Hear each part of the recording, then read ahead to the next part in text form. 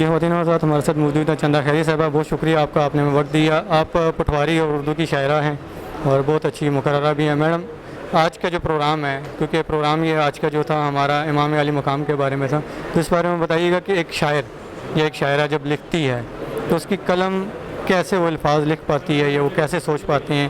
ایک ایسی ہستی کے بارے میں لکھنے کے لیے جس نے دین بنایا اور ہمارے لیے دین چھوڑ دیا؟ جزاک اللہ، بہت شکریہ۔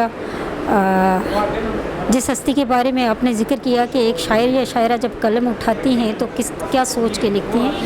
تو یہ ایک ایسا موضوع ہے، ایسا درد ہے، ایسی کربل ہے کہ جس میں سوچنے کی ضرورت نہیں پڑتی، لفظ خود بخود آپ کے ذہن سے نکل کے آپ کی قلم تک آتے ہیں۔ اتنا وسیع موضوع ہے کہ اتنے وسیع موضوع میں آپ جہاں پہ جس پنے کو بھی آپ پڑھیں گے اس پنے میں آپ کو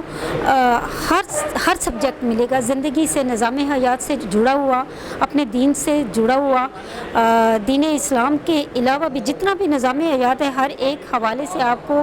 اس میں ایک مکمل سبق، ایک مکمل جو ضابطہ حیات ہے وہ آپ کو ملتا ہے۔ اور انسانی ذہن کے جو پرتو ہیں وہ ایسے کھلتے جاتے ہیں جیسے ہوا کے ساتھ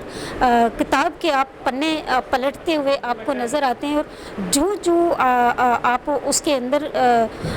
جاتے ہیں ذہنی طور پہ، آپ کی جو جتنی بھی ذہنی صلاحیت ہوتی ہے، جتنی آپ کے ذہن کے اندر وسعت ہوتی ہے، اسی لحاظ سے آپ کے جو الفاظ ہیں وہ ردم کی صورت میں، ایک نعت کی صورت میں، ایک سلام و درود کی صورت میں یا منقبت کی صورت میں آپ کے کاغذ پہ جو ہیں وہ ابھر کے نکھرتے ہیں۔ بہت شکریہ۔